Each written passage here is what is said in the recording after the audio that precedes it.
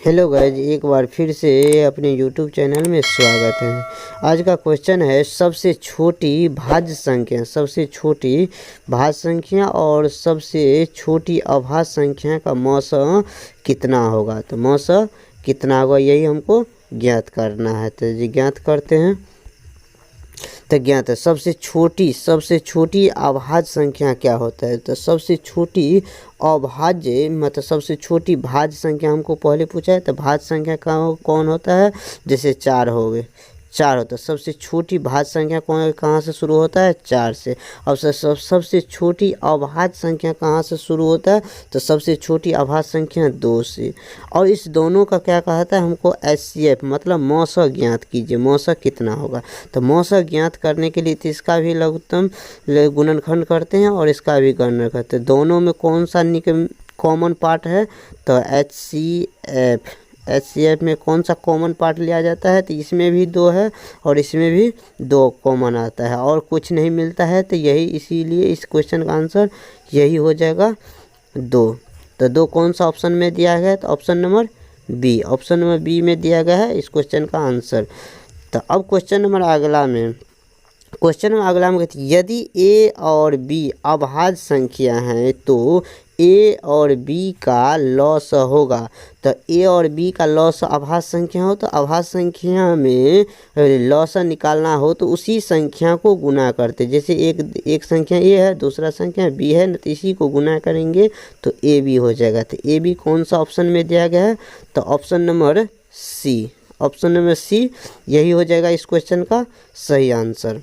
अब question number अगला में क्या कहता है, क्वेश्चन नंबर अगला में क्या कहते हैं, 2 लगातार संख्याओं का मौसा है, 2 लगातार संख्याओं का मौसा है। तो लगातार संख्या जैसे हमको जैसे समझने के लिए जैसे 4 ले लिए तो 5, इसका हम मौसा निकालेंगे तो कितना आएगा, तो मौसा किसी से भाग नहीं लगता है तो 1 से लगेगा। तो 1 हो जाएगा इस क्वेश्चन का आंसर, ऑप्शन है तो ए ऑप्शन नंबर बी हो जाएगा।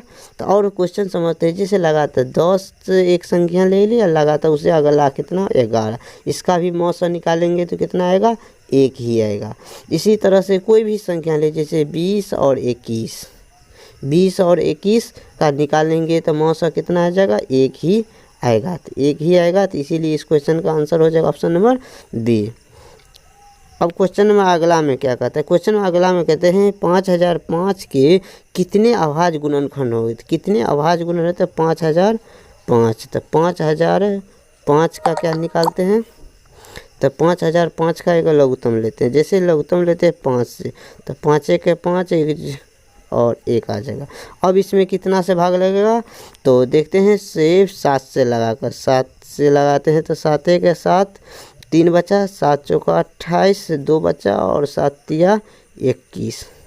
अब इसमें कितना से लगेगा, तो अब देखते हैं तो 11 से, तो 11 का 11 और उसके एक कितना बचा, 1, 11 तिया 33, 11 तिया 33 यही हो गया। तो अब इसमें कितना संख्या है, कितना अभाज्य हमको निकालना है, कितना अभाज्य गुणनखंड होगा।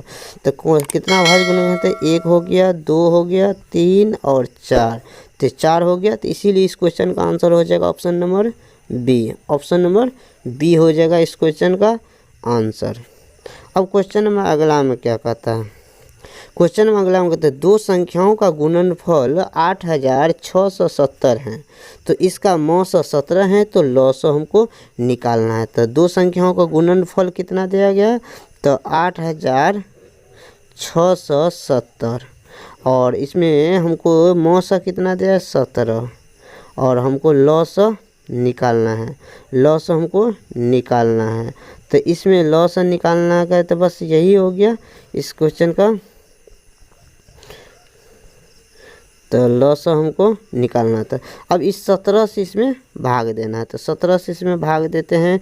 जैसे 17 में इससे हमको भाग देना है तो कितना हो जाएगा, 8670 बट्टे कितना, 17 बराबर लॉस, यही हमको निकालना था।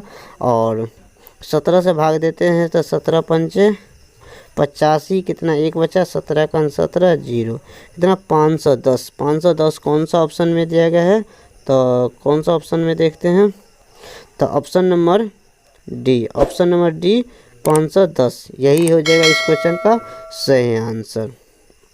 अब क्वेश्चन नंबर अगला में क्या कहता है, क्वेश्चन नंबर अगला में कहता है 6, 8 और 22 मतलब 22, तो मतलब 6, 8 और 22 का लॉसो और मोसो क्या अनुपात है, तो मतलब का अनुपात हमको निकालना है। तो 6 हो गया और इसका भी गुणनखंड करते हैं 8 और उसके बाद कितना है 22, इसका भी निकालते हैं। जैसे 2 से यहाँ पर 3 आ गया, यहाँ 2 से तो 4 और 2 से फिर लेंगे तो 2। तो अब इसमें यहाँ से 2 से तो 11 आ गया। तो हमको क्या निकालना है, तो पहले लॉस और मौसा का अनुपात, तो लॉस और मौसा का अनुपात। जैसे यहाँ पर HCF कितना हो जाता है, HCF कितना हो जाएगा, दोनों का में सबका कॉमन पार्ट क्या सब है 2 मिलता है ना तीनों में, इसीलिए 2 हो गया HCF। और जो बचा गया LCM तो LCM क्या हो जाएगा 2 हो जाएगा। और उसके बाद इसमें 3 बचा, इसमें कितना बचा 2 बचा, 2 गुने 2 और कितना 11 ये होगा। तो अब इसमें हमको क्या पहले दिया गया है कितना,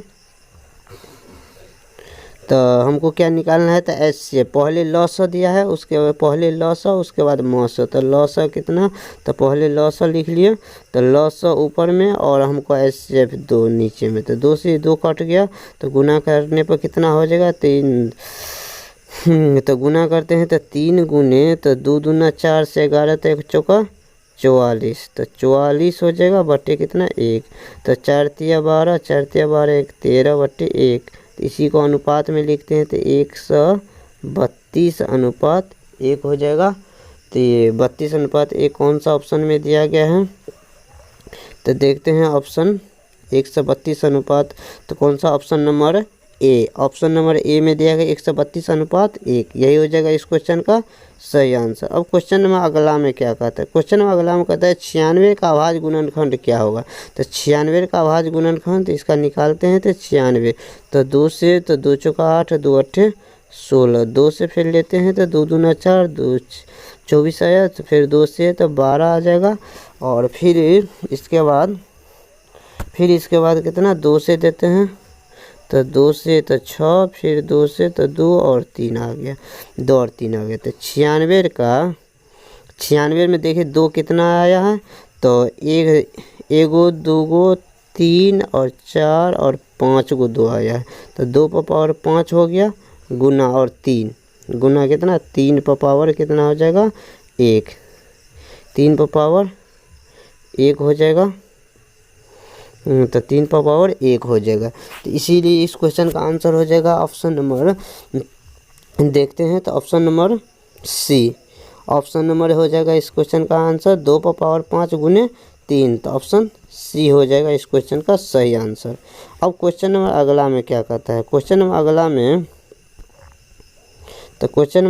क्या कहता है, तो संख्या का 0.3 2 पर एक रिंग को P/Q के रूप में, जहाँ P और Q कोई पूर्णांक है तो Q नॉट इक्वल टू 0 तो लिखा जा सकता है। तो इसे P/Q के मतलब परिमेय संख्या के रूप में हमको लिखने के लिए बोलता है। तो उसी तरह से एक मानते हैं, जैसे x बराबर कितना मान लेते हैं, तो 0 कितना है 3 2 पर एक रिंग है तो 2 आएगा डॉट।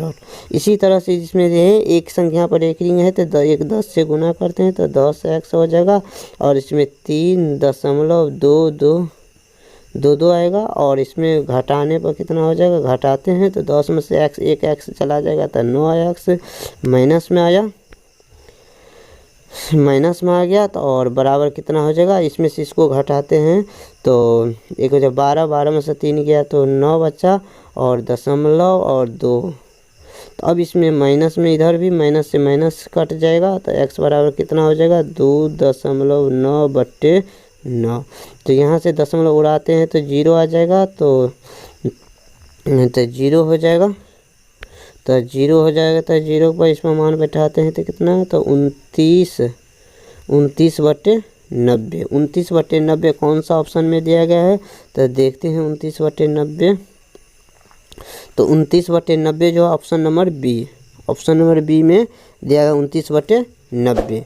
तो यही हो जाएगा इस क्वेश्चन का सही आंसर। अब क्वेश्चन नंबर अगला में क्या कहता है, क्वेश्चन नंबर अगला में क्या कहता है, 2 तथा 2.5 के बीच में अपरिमेय संख्या हैं। तो 2.2 से लेकर, मतलब 2 से लेकर और 2.5 के बीच की संख्या होना चाहिए, इसी के बीच का संख्या होना चाहिए। तो यहाँ ऑप्शन में कौन सा होगा सो देखते हैं। तो इस क्वेश्चन का आंसर हो जाएगा option number B, option number B हो जाएगा इस क्वेश्चन का आंसर। क्योंकि जैसे यहाँ पर 12 दिया है, तो 12 को जगह पर मान लेते हैं 9 रहता, तो 9 का वर्गमूल कितना हो जाता है 3, और 3 जो है किससे, इससे भी बड़ा है, इससे बड़ा है, तो 2.5 से बड़ा है, इसीलिए इस क्वेश्चन का आंसर ऑप्शन डी नहीं होगा। तो और ऑप्शन नंबर है यहाँ 22 में देखते हैं, 22 में देखिए यहाँ 22 की जगह पर मान लेते हैं 16, तो 16 का वर्गमूल कितना हो जाता है, तो 4, तो 4 जो है ना इसे 2.5 से बड़ा है, तो ये भी क्वेश्चन आंसर नहीं होगा, इसीलिए इसे। और ऑप्शन नंबर ए में देखते हैं, ऑप्शन नंबर ए में क्या है, √11, √11 को मान लेते हैं 9 है, तो 9 का वर्गमूल कितना हो जाता है 3, और 3 जो है ना 2.5 से बड़ा है, इसीलिए ऑप्शन नंबर ए भी नहीं होगा। तो इस क्वेश्चन का सही आंसर हो जाए ऑप्शन नंबर बी, √5 हो जाएगा। अब क्वेश्चन नंबर अगला में क्या कहता है, क्वेश्चन अगला में कहता है n एक प्राकृतिक संख्या, n एक क्या है, प्राकृतिक संख्या। तो n एक प्राकृतिक संख्या है, तो हमेशा प्राकृत और √n है, तो √n है, तो यहाँ हमेशा एक प्राकृतिक संख्या होगा नहीं होगा, क्योंकि हमेशा अपरिमेय संख्या होगा नहीं होगा, क्योंकि हमें कभी कभार परिमेय संख्या भी मिल सकता है, हमेशा अपरिमेय संख्या में नहीं, ये भी नहीं होगा। तो यही हो जाएगा इस क्वेश्चन का आंसर, कभी प्राकृतिक संख्या मिलेगा, कभी अपरिमेय संख्या मिलेगा। इस क्वेश्चन का आंसर हो जाएगा option number D, option number B D हो जाएगा। क्योंकि प्राकृतिक संख्या इस रूट के अंदर में n के जगह पर रखेंगे, जैसे यहाँ पर हम 9 रखते हैं, तो 9 क्या है, 9 का वर्गमूल 3 आ जाता है, लेकिन इसी के जगह पर हम 10 दे देंगे, तो 10 का वर्गमूल निकालेंगे तो निकलेगा, नहीं निकलेगा, तो ये अपरिमेय संख्या है, जबकि ये परिमेय संख्या है, तो इसीलिए इस क्वेश्चन का आंसर हो जाएगा ऑप्शन नंबर डी। अब क्वेश्चन में अगला में देखते हैं, तो संख्या रेखा पर प्रत्येक बिंदु प्रदर्शित करती हैं, तो संख्या रेखा पर प्रत्येक बिंदु प्रदर्शित करें तो वास्तविक संख्या प्रदर्शित की, इसीलिए इस क्वेश्चन का आंसर हो जाए ऑप्शन नंबर ए हो, तो वास्तविक संख्या।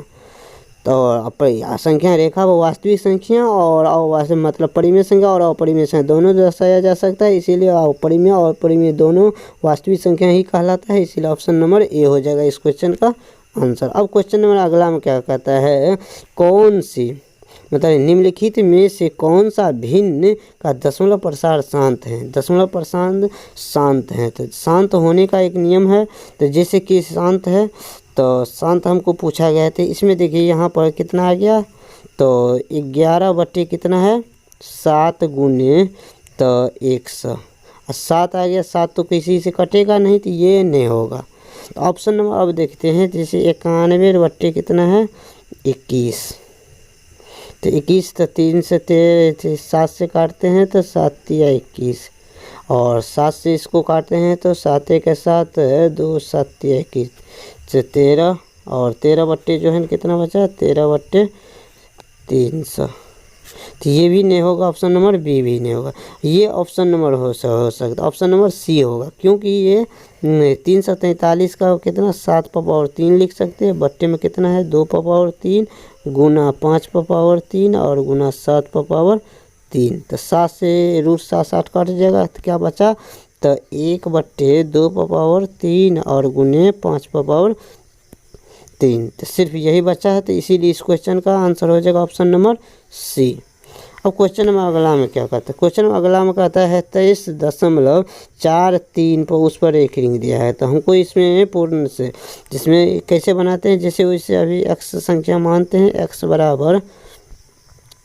बराबर मान लेते हैं किसी संख्या को, तो x बराबर मान लीजिए 23.43, इस पर रेकरिंग डबल दिया है और रेकरिंग दिया है, तो रेकरिंग को मान लेते 4 3 4 3 डॉट, और इसमें डबल रेकरिंग है, तो 2 संख्याओं पर रेकरिंग है, तो 100 से इसमें गुना करेंगे। इससे पहले 10 से गुना करते, एक पर एक ही था इसीलिए। यहाँ 10 से गुना करेंगे तो कितना हो जाएगा 23 4 3 10.4343, तो यही आ जाएगा। अब इसमें से इसको घटाते हैं, तो घटाने पे क्या आ जाएगा 99 x बराबर, तो इसमें से कितना था 3 में से 0 और 4 में से 2 गया तो 2 और यहाँ तो 23, तो यही बचा। और इसमें से इसको काटते हैं तो घटाने पर ये घटा, माइनस इधर भी माइनस इधर, माइनस से माइनस कट जाएगा। तो x बराबर कितना हो जाएगा 23 20 बट्टे कितना हो जाएगा 99, तो ऐसे होते 99 हो जाएगा। तो 99, तो ये तो 99 हो जाता है 23 20 बट्टे 99। तो कौन सा 23 20 बट्टे 99 कौन सा ऑप्शन में दिया गया है, तो ऑप्शन नंबर ए में दिया गया है। यही हो जाएगा इस क्वेश्चन का सही आंसर। अब क्वेश्चन नंबर अगला में क्या कहते हैं, क्वेश्चन नंबर अगला में कहता है 6x पर पावर 4 और y तथा 12xy का महत्तम समावर्त मतलब मौसा को ही HCF बोलते हैं, हमको HCF निकालना है। तो 6 और 12 का HCF कितना हो जाता है, तो 6 और 12 में HCF देखते हैं। तो 6 और 12 में कितना 2 से थे तो 3 आ गया और 6 आ गया, फिर 3 से 3 का 3 3 दूना 6, तो इसमें HCF कितना हो जाएगा 6 12 में HCF 6 आता है, तो 6 होगा। और इसमें x और y का भी निकाल, x पावर 4 y है और इधर x पावर y है, तो दोनों में क्या मिलता है, तो x और y दोनों मिलता है, तो इसलिए x और y हो जाएगा। तो x और y कौन सा ऑप्शन में दिया गया, तो ऑप्शन नंबर डी, यही हो जाएगा इस क्वेश्चन का आंसर। अब क्वेश्चन में अगला में कहता है 64 के वर्गमूल को 64 के घनमूल से भाग देने पर 64 का वर्गमूल निकालते हैं। 64 का वर्गमूल बट्टे 64 के घनमूल से भाग देना है। 64 के किससे घनमूल से भाग देते हैं, तो भाग देना 64 का वर्गमूल कितना होता है 8 हो जाएगा, 64 का घनमूल 4, तो 4 से इसमें भाग देंगे तो कितना हो जाएगा 2, तो 2 कौन सा ऑप्शन में है, तो option number B, option number B हो जाएगा इस क्वेश्चन का सही आंसर।